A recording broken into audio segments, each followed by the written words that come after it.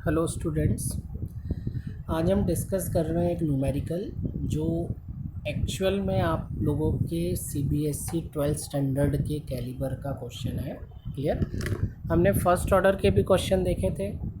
एक न्यूमेरिकल मैंने आपको दिया था, सॉल्व करके बताया था। फिर उसके बाद में हमने हाफ लाइफ डिस्कस किया, अभी ये मेरे साइड में ही है। अब एक सेम न्यूमेरिकल ले रहे हैं जिसमें हम हाफ लाइफ को इन्वॉल्व करेंगे। ठीक है। देखिए, उस दिन मैंने आपको उस वीडियो में बेसिक से इस न्यूमेरिकल को सॉल्व किया था, है ना। सेम वर्डिंग मैं यूज़ कर रहा हूँ। A first order reaction completed 20% in 10 days, calculate time for 50% completion। ठीक है, यही क्वेश्चन की वर्डिंग्स थे।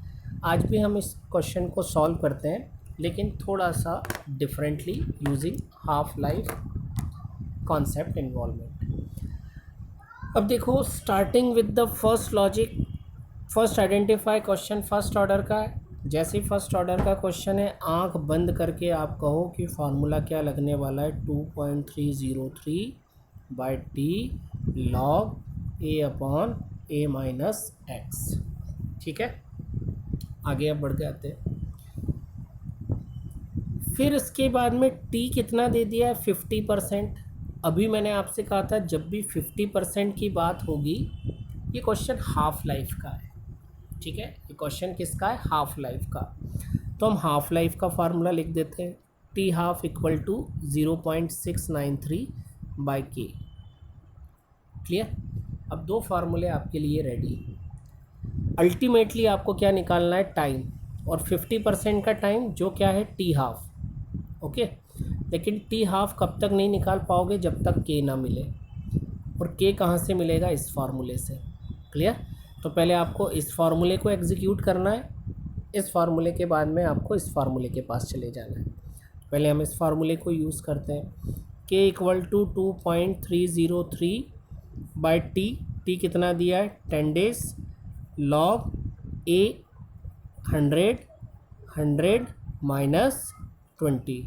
तो ये आपका क्या निकल के आया था, 100 अपॉन 80। और जब ये 100/80 हो गया था, तो इसको आपने क्या लिख दिया था, 10/8, है ना, या 5/4। तो 2.303 बाई 10 लॉग 5 माइनस लॉग 4।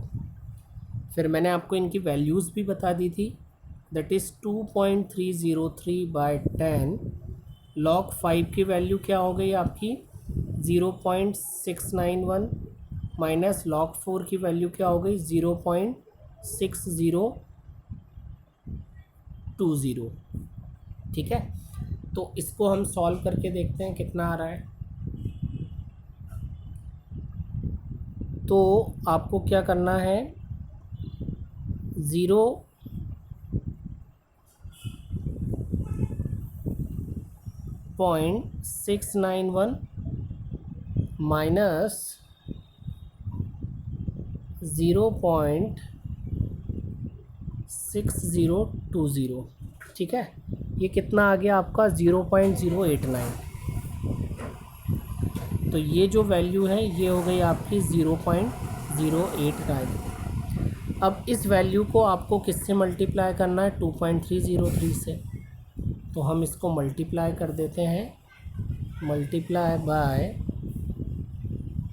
2.303। कितना आ गया ये आपका, 0.695। क्लियर, कितना आ गया, 0.695। ओके, आगे बढ़ जाते हैं। अपॉन में क्या है आपका, 10 है। अपॉन में क्या है आपका, 10। तो 10 है तो क्या होगा, ठीक है, एक डेसिमल और आपका बढ़ जाएगा। या मैं तो एडवाइस कर रहा हूँ कि आप इसको ऐसे ही रहने दो, है ना। ये निकाल भी लो तो क्या हो गया आपका, 0.0695 डेज इनवर्स। ठीक है, ये आपका क्या निकल गया, के निकल गया। अब इस k को उठा के आपको इस फॉर्मूले में रखना है। T12 इक्वल टू 0.0693 बाय, अब आपके पास में क्या हो गया,